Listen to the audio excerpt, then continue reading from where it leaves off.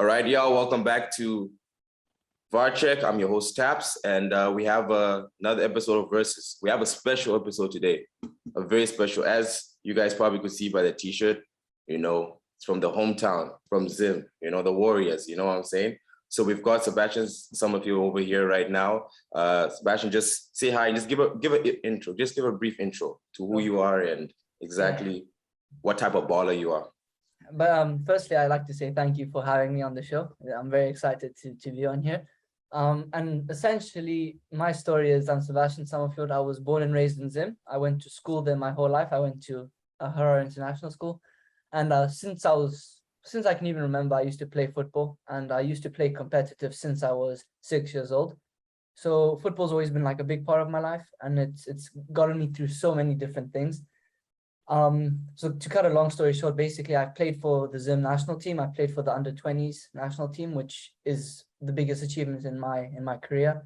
And I've gone to lots of different countries to play football. I've played in England, I've played in Spain, Belgium, and I'm currently now based in Switzerland, playing at quite a good level here. So yeah, it's a tough journey, but it's a journey that I'm ready to sacrifice everything I can to make it. So yeah, that's the thing. So appreciate you coming on the show. Trying to make it in football is it's not the easiest thing, especially when you're like, for example, Zim, with the sanctions and everything that's happening there, it's just kind of like for some of the players trying to like leave to go, like, because we have sick ballers, like you just go on the street, you'll be seeing every single corner people are just playing football. And put on DS, Super Sport 4, all of those, but just all we're thinking about is football. It's kind of hard out there, but it's kind of good to see. We've seen some moves that are also happening, and you also have experience here and there. So that's really, really good. So just kind of like tell us what position you're playing. Just tell us what kind of player you are. Because, for example, me, I hold the midfield down, DM. I'm retired now. I'm retired. I was never there, but I'm DM. I hold the midfield down. But just explain to us what position you play and what's your type of football you play. I'm actually quite a versatile player, so I can play anywhere, and I've played in many, many positions. My preferred position, though, is like the midfield attacking mid or on the wings. But that's actually another point like I love to bring up always. Currently I'm playing left back at my team in Switzerland. And the reason I'm doing it is because I'm not getting enough minutes as a midfielder. So I realized that if I want to play minutes and I have to, and that's the thing about football, you always have to play minutes. It's not really about just training, it's about playing games. So to get 90 minutes every week, I realized I have to shift my position, and I shifted to left back, and now I'm getting 90 minutes every week. So obviously I'm not in a comfortable situation, but it's a sacrifice again that I'm taking because I want to just keep playing football. So that's where I was. And also with the national team, I remember when I was on the trial, I was trialing as a winger. Yeah. But I saw that there was like an abundance of wingers that came, like there was so maybe because in Zim, everyone wants to be a striker or a winger. We don't really have defenders or anything. So I remember that the groups were separated and there was like 20 attackers, like 15 midfielders and 4 defenders. So in my head, I thought the odds of me making it like 1 against 4 against 1 against 20, the odds are higher if I have 4 people I'm competing in. So I said, look, I told the coach we had a game and then no one wanted to play left back. And I told him, coach, I'll play. And I think that was one of the biggest reasons that the coach actually took me, because I said, you know what, I don't mind where I play. I just want to play. Yeah. So yeah, since then I've played in many positions, but like to answer your question, my preferred position is like midfield because I really like to have the ball to my feet or on the. Yeah. So that's another thing is when, there's only a few footballing players that be like, you can put them in any wing, like Juventus, they have Quadrado, he plays right, I've seen him play center, right wing, but his performance never dips, and he adapts to the position because he loves football, he wants to play. So even coach, put me in goal. Hey, not goal. No, I agree with that. Like it's a big thing, and I feel like a lot of young players now that are coming up, especially now, like they're very like, no, I can't play here. I'm only a winger or I'm only a midfielder. And if the coach says, no, play striker or play centre back, they'll say, I'd rather not play than be in that position. But and I think it's like an African thing as well, like we're very resilient, so we don't really take no for an answer. So if they say, no, you're not playing here, you're playing here, as long as I'm getting the minutes, we'll play. You know what I mean? So That's what it is. I remember seeing it in the UK, like we were short, like at the back, and I said, okay, I'll play centre back. And the coach was very shocked, like, oh wow, someone's actually offering. I don't have to force someone to play there. And then he told another guy, like, oh, can you play left back? He said, no, I'm not playing. I'm just going to sit on the bench. And it just shows you the different types of mentality that people have in football, which is crazy, because at the end of the day, the football is just one thing. It's two teams trying to score on the goal. It doesn't matter where you are. It's the objective of the game stays the same. Oh yeah. So for example, like if the team gets a red card and you're down to 10 men, it's like you obviously have to shift something else. So would you rather sit on the bench, or coach says, hey, listen here, you normally play striker, you play winger, the winger, you just pull up left back and we'll do, like, are you going to say, if that's the case, then you're going to go out on the bench, the coach is going to put a center back, whoever got out of the position, and just fix it up, but it is what it is. It's a tough thing. It's a tough thing. Like, people don't like to adapt. People like to stay in their comfort zone, and you can't grow in your comfort zone. So exactly. And speaking of comfort zone, so how is it, like, what's the differences, for example, playing back home, like playing in organized competitions back home in Zimbabwe, or playing in competitions and everything else, like in Switzerland? You said you've been in Belgium, you've been in UK. So what's kind of the difference you see? I mean, the main difference I can see is, unfortunately, it's like the tactical IQ behind it. So like the footballing brain and the football smartness, because in Zim, we're not really taught at a young age, like tactics or anything like that. It's and here, like, I noticed when I was 12 years old, I went to a Chelsea camp. Yeah. Even at 12 years old, these guys were nailing down formations to us, as a 4-2, this is what a right back does, this is what a left back does. Midfielders have to be here. But in Zim, at 12 years old, you're told to run a few laps around the pitch to get fitness and then jump into a game. So it's just unfortunate that, like, we don't have the infrastructure for like our coaches to learn, because we do have really great coaches, and I know people are doing really good jobs. Like, I've been seeing it, like, online, they're doing a lot of like workshops. But it could be a bit too late, because there is like a golden generation of players right now, which I'm sure you've seen, of my age, a bit younger, a bit older.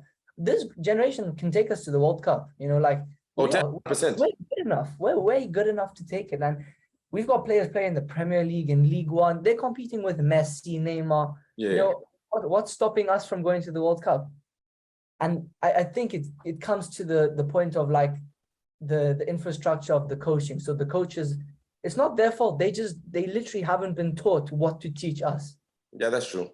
And it sucks. But like you see, there are some coaches, like, for example, I can shout out to Norman Mapeza or Alan Johnson or Coach Tondrayan Diraya. These coaches, like, you can see that they've had some sort of experience outside of Zim, because they're bringing something different. Yeah. That's why you see Dynamos and FC Platinum and these teams doing really well, because they're bringing something that isn't the norm. Yeah, that's true. So that's also one thing I've seen, because even like Canada, the CPL has just recently taken off. In the first few years, you could just kind of see from the talent aspect, it was okay, but over time now, playoffs, Atletico were going there. When you see the difference in play and everything else, you just say, okay, they've now been bringing people here with X amount of knowledge, and they're teaching everybody else around them. So that's just in terms of Africa. But if you look at other countries, like from South Africa, especially like where I've lived in Ghana and everything else, and you see some of the coaches and the systems they do, it's like, even in the school when I was in Ghana, we were playing, like, they just told us do laps and everything else. But when you go to some of the other schools and some of the other, I would say maybe the other academies, you could kind of see formations, and we played a school that actually had the formation, everything else. We were whipped. No, 100%. Like, and I've seen that as well. Like, you can tell when there's a team who has structure and there's a team that doesn't have structure. That's what it is. So when you play against a team with structure, you feel like you don't know anything. And it's tough, and it sucks that, unfortunately, in many parts of Africa, that's how it is. And most teams are unstructured. Oh yeah, 100%. And I was going to speak a little bit about the kind of the golden generation, because when it comes to football, Zimbabwe is not one of the first names that rings off the map when it comes to Africa. You know, if you say cricket and you say rugby, and then that's when it's like, okay, one of the top five. But when you look at talent-wise, you know, especially in, well, one of the biggest leagues in the South African Premier League, we're all there, you know what I mean? And when you look at in Europe, especially in the MLS and everything else, and in the college systems and everything else, we've got the talent there, they're coming. Even in the English youth systems, you know, people like, you know, born, raised there, it doesn't matter. But at the end of the day, they're Zimbabwean. So these are all players that could potentially come and play for us and raise the profile. And then, you know, then they say, oh, there's actually some work to be done here. Let's put in more money and make, and then give other, it's all about opportunity. As you say, it's all about opportunity, because, you know, you see some of the talent there, you're like, you know, if you like, and I look at some of the talent in the teams I support, and I'm like, you know what, if I can just do a switch, it'll be fine, you know. That's the thing. Like the golden generation you were saying is, it's there, you know, it's now, it's present. And I hope that like FIFA can unban us and we can get a move on with this, because I'm telling you, if we were able to compete at a level with the, like you said, the guys in the English system, the guys who are playing in MLS2, who are playing in the collegiate like leagues, those guys, they are like, they bring something different to just the normal guys in Zim, you know, and that's like a big thing, because I know a few guys who play academy in the UK. You know, we've got like Isaac Mabaya, who plays for Liverpool. When he plays for Newcastle. Like, I know these guys personally, and like, these guys are amazing footballers. You know, you have Isaac Mabaya playing in the FA Cup with Van Dijk. You know, they imagine he came to our team. You know, it's just like those experiences can aid other people, and also brings your level up. If I'm playing next to him, I'm gonna try and match his level. Yeah, 100%. So that's what it basically is. So now let's just put the spotlight back on you. So right now, left back. So what are your, like, you're not really enjoying left back, you know, being a midfielder, you want to like normally be attack, you want to be up and down. But what is the future plans? Obviously, you're playing in Switzerland right now and everything else. Do you have any immediately future plans, or right now are you just?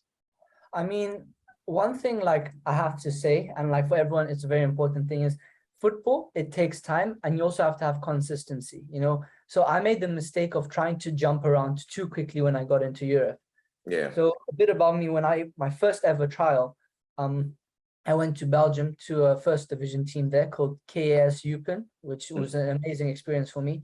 And the way it happened was, I had a CV and like football videos from Zim, and I sent it to over 3,000 clubs. Like, it was a crazy amount of teams that I sent my highlights to. Yeah. It was from every league, bro, like Iceland, like Belgium, Estonia. It was crazy. And when I got to those trials, like, I did well, but the first trial they rejected me, so I wasn't taken. Then the second trial I went to Gateshead, which is a 5th division team in the UK. Yeah. And I went for my trial and I did really well. And I remember waiting to hear back from them. And I really thought, you know what, that's it, I'm done. Football's not for me. I've gone to so many trials, I've been rejected too many times. And then I got an email saying, look, we're going to offer you a scholarship program. So I remember going to England thinking like, okay, look, I'm in the under-19s now. I'm going to make it in the first team within the first 2 months. Then I'm going to play FA Cup. And when I got there, I kind of got humbled, because I realized like, look, this is a long road. It's not just going to be a few months and then I'm in it. And what was like the hardest part for me was, you know, I was doing a lot of like things in and around the club. So helping the first team like with their kits during the game. I was the ball boy and stuff like that. As you should, bro. Like, I think young players in academies, because I was in an academy, they should be in and around the first team all the time, because that's where you want to be. Yeah. And if you surround yourself with a certain like community, and you surround yourself with certain people, you're going to adapt to how their behavior. Yeah. So if I'm in and around the first team all the time, obviously I'm going to start behaving like a first team player. Yeah. In my head, I was like, you know what? I'm going to bite my pride. I don't care about anything. I'm going to go. I'm going to clean their boots. I'm going to be creating ice baths. I'm going to be there. So I did that for like about 2-3 months. And the hardest part for me was, during those 2-3 months, I was training obviously with the under 19s, but I never got chosen to go to the first team to train. Yeah. But like my friends would. So I'd get players my teammates were getting chosen to play. They were chosen in the substitutes or the reserves for the games, which was really tough for me to see, because I was like, bro, we're the same level, but you're getting chosen over me. Like, what's that about? Yeah. The hardest pill for me to swallow was this one time they told me like, oh, come on a Saturday afternoon, but they told me to come as a ball boy. Yeah. And me being me, I said, okay, that's cool. So I came, I prepared everyone's water and whatever. And then I noticed in the corner, 2 of my friends were selected for the lineup. Yeah. 2 of my teammates from the under-19s. So now imagine this, the day before we were just training, and now I come the next day and I'm giving them water and I'm cleaning their boots and I'm giving them their kit. Yeah. But these are guys the same age as me. Yeah. We're teammates, yet I'm like, you know, Yeah. I'm like they're younger now to them. And that was the biggest thing for me, because I realized these guys have been here 2-3 years already. Obviously, they're gonna get that opportunity over me. Yeah. Because consistency is the key. You can't be jumping around, and that was my problem. So I tried to jump around too quickly, and it ended up not benefiting me, because I wasn't focusing on my present. I was focusing too much on my future. Yeah. I think that's another thing, because even I think the Liverpool ball boy who gave Trent the ball when they scored that last minute, he's now, I remember he's going crazy. He scored like 40 goals or something, and you just see, okay, he was doing this, and that's when that's like, I won't say that's humbling yourself. That's just like learning, you know, especially, and that it's really good that, for example, you have your head on your shoulders and it didn't defeat you. Like you see your teammates, they're like, okay, cool. They're already starting, they're already doing this. It didn't demotivate you, just made you push harder, which is what's supposed to happen, because at the end of the day, you have to focus on your own and do the best you can. Like if whatever happens at the end of the day, but you just can't give up. And like the fact that you've actually, you know, I would say even grown to a point that you've played all these positions, you've played over here, you see the history and everything else is nothing but up, bro. But that's another thing that young players really need to do, is just need to take it day by day. Don't take it week by week. Don't take it, okay, in 2 years, everything. Just take it day by, just go to training, put your head down, do the best you can, get back home, and then try get every opportunity. You said ball boy, you said ball boy. You never know. The one guy might just look, the manager might just see you twice. I see him everywhere. Yeah. Talk to him and actually really look into what kind of player you are. And you never know. That's why the player you might need, or you might be like, you know what?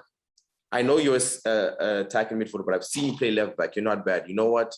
Here's a jersey, you know? Yeah, and you know what's crazy? That actually did happen to me. So after a few months of being the ball boy, I was chosen for a trial. So in our academy system, like, I don't know how many boys there were, but we had an under 19A, under 19B side, under 18s, under 17s. So there was so many players, and they only chose 3 or 4 to go for a trial, or 4 for a trial, and they only signed 2. Yeah. And I was one of the 4. And bro, for me, that was like shocking, because like I had never trained with them before. But the reason they chose me was because of my attitude towards the game, because I was in and around the club, and the coach knew my name. When I saw him walking and there's a group of us academy boys, he'd say hi to me because he knew who I was, because I was in and around him all the time. Yeah. So that's another thing, like a lot of people don't realize that that comes in the mental side of football, you know? Yeah. The mental side it's not just about having a strong mentality and like being able to resist like the bad things and going through, being resilient and stuff. It's also about how you think and where you put yourself, you know? The world is about opportunities, and if you don't take them, someone's going to take them for you. That's what it is. That's why some players, when you look at them, you're like, well, this person could potentially do a better job. This person, like, you know how fans are and everything else. But at the end of the day, that guy had opportunity, he took it, and he's still there because he's taking his opportunity. Some players is just bias, but majority of it, if you do your job, you put your head down, most likely, I would say, let's just say 7 out of 10 times, you will get the nod. But that's good, brother. That's good, brother. So, brother, just before we even just continue, so right now you're in Switzerland, left back and everything else. What do you, now we'll just talk about the future right now. So when it comes to Zim football and the Zim culture and the football culture we have, we know it's never going to die. Yeah. Where do you see it in the next 5 years? You're going to be part of it. We're all going to be part of it. Where do you see us in the next 5 years? Honestly, like, I believe that there's a lot of things that are happening behind the doors that we don't know as people, as the public. And I feel like Z for themselves and the SRC and the government, they're really working hard because they know Zim Zim culture is not Zim culture without football. Football will always be there, no matter what. So for me, honestly, in the next 5 years, if they are able to sort everything out by the end of this year, and by like 2023 we start playing again, I promise you we could make it to the World Cup 2026. We can make it, like, and that's like my biggest goal is to put on that Warriors jersey. Firstly is to make my cap with the senior team. Yeah. But the second would be like to make it to the World Cup. And it's very possible. Like I said, I'm gonna reiterate this again. This golden generation we have. We've got players who've just signed to Belgium. You know, Bill, he's just signed to Belgium. Callum is Callum is killing it in the Zim Premier League. There's so many players that were playing with me in the under-20s that are now in like Belarus. Munashe Garananga, he's also killing it. These are guys who are now moving on, you know, like they're getting pro football. Yeah. And then you still got like the likes of like Marvelous Nakamba at Aston Villa, Marshall Munetsi, Tino Kadewere. These guys they're not old. They can still play. They've still got 4 or 5 years in the tank. Oh yeah.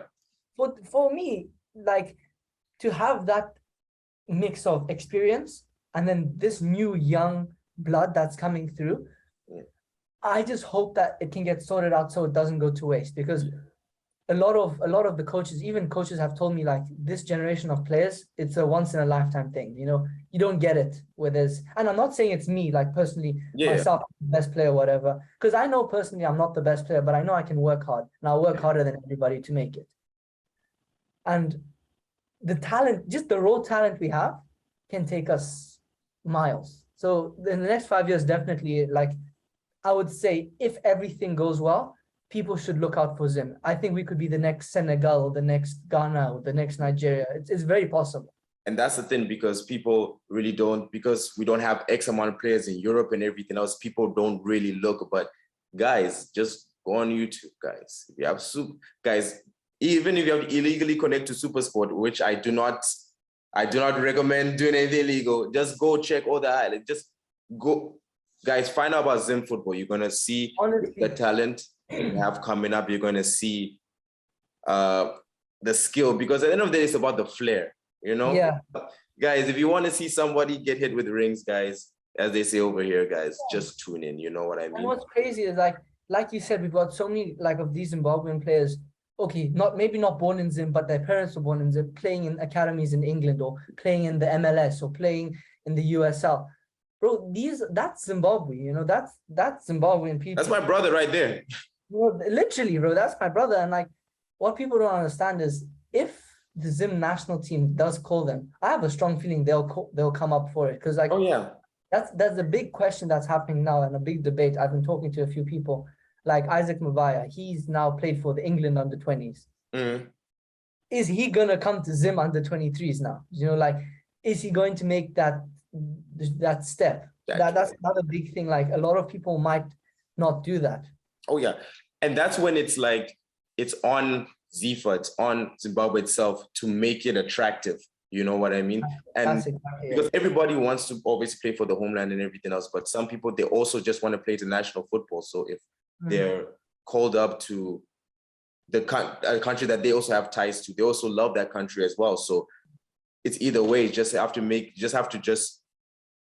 advertise it better to them. And I think that's one thing that Ziva has to do better. So, you know, we just also, like, for example, like, I just have to shed more light on it as well. So we all have our part to play as well. You guys, the players, you guys have to work hard, you know, get those opportunities and take them. And we have to shed as much light. And then Zifa obviously have to get the players, get the systems right, get the coach. So it's all a work in process, but I am hopeful, like, from all the noise I've heard in this year, 2022, 2023 is going to be a big one. I have a feeling it's going to be a big one for Zimbabwe football. Is going to be a big one for you. It's going to be a big one for everyone involved. So you know what? I think it's all going to be okay. We just need to start playing competitive football, I would say, as soon as possible, you know. But yes, brother. Guys, that comes to the end of the episode. Sebastian, I would like to thank you for taking the time to come out over here. We're definitely going to get you back over here. We'll need to. And you have any final words for all the viewers? Like, maybe everything. Like, just remember, this is one thing I've been struggling with, is don't compare yourself to other people and have your own path. You know, like it's easier said than done, and it's very hard in this day and age with social media and everything. Yeah. But like, if you're able to put your head down and just focus on yourself and not on what someone else is doing, that's where you're gonna make it the furthest. You know, Yeah. and don't forget, football is, I would say, maybe like 80% mental. You know, like it's huge. The mental side is very hard, and there are downs. You know, I might seem happy and stuff, but like I've had down days, and I've had days where I don't want to go for training because it's more like a job for me. Yeah. And that's a part of the journey, you know, and that's something you have to accept, that it is going to happen. And football is not just up and downs. Like I saw Alphonso Davies the other day saying, like, it's a very lonely life, bro. Like, you go for training, yes, you have your 1.8 million followers or something, but like at the end of the day, you go for training, you come home, he's human as well. You know, he's playing FIFA like us. He's eating chicken and rice like us.